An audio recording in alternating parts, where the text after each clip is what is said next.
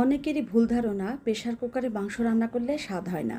আজকে সেই ধারণাটাই আমি বদলে দেব।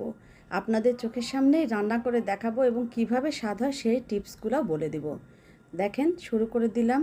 প্রেশার কুকারের মধ্যে আপনাদের সামনে মাংস আমি নিয়ে নিচ্ছি।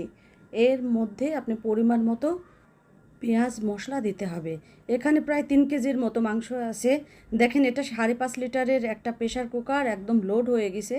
আমিও একটু চিন্তিতই ছিলাম, তো যাই হোক আপনাদের সামনে রান্নাটা করে দেখাচ্ছি। এরপরে আমি আস্তা রসুন দিয়ে দিলাম, এখন আদা পেস্টটাও দিয়ে দিচ্ছি। সব মশলা আমি পরিমাণ মতো দিয়ে দেব, লবণটাও দিয়ে দিচ্ছি।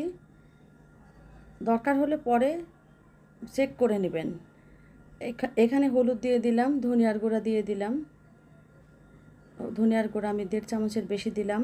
জিরার গুঁড়া দিলাম 1 চামচ, পুরোপুরি 2 চামচ দিলাম। আর ঝালের গুঁড়া আপনারা আপনাদের টেস্ট অনুযায়ী দিবেন। এখানে আমি এটা চামচটা ছোট, আমি 3-4 চামচ দিয়ে দিছি। আর এইখানে যে গরম মশলাগুলো, অ্যাজ ইউজুয়াল গরম মশলা যেটা বাসায় থাকে, এটা আমি কিছুটা দিয়ে দিলাম। আর কিছুটা আমি রান্না হওয়ার পরে লাস্টের দিকে দিয়ে দেব। সরিষার তেল দিয়ে এখন খুব ভালোভাবে মেখে নিতে হবে। মাখাটা খুবই ভালোভাবে মাখতে হবে, যেহেতু আমি কষায় দিচ্ছি না। আপনারা চাইলে এখানে আধা ঘন্টা ম্যারিনেট করে রাখতে পারেন, কিন্তু আমার সময় ছিল না, আমি রান্না তাড়াতাড়ি চুলায় বসায় দিছি। তো এই ক্ষেত্রে আমি বেশিক্ষণ কষাইছি। এখানে আপনারা ঢাকনা বন্ধ করবেন না, এখানে কষাই নিতে হবে মাংসটাতে আগে ঢাকনা দিয়ে সিটি বন্ধ করা যাবে না। অনেকক্ষণ কষানোর পরে ধীরে ধীরে আপনারা নিজেরাই বুঝবেন যে মাংস প্রায় কষানো হয়ে গেছে। তারপরে কতটুকু পানি দিতে হয় এটা আপনারা দেখতে থাকেন।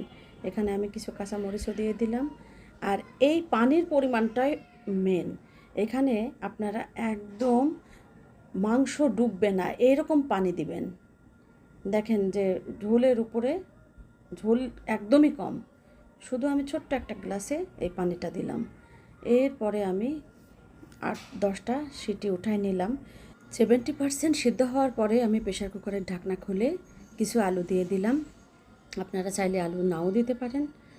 তো এইখানে আলু দেওয়ার পরে আমার লবণ একটু কম মনে হলো, আমি ঝালটা আরও একটু বাড়াই দিলাম কাঁচামরিচ দিয়ে।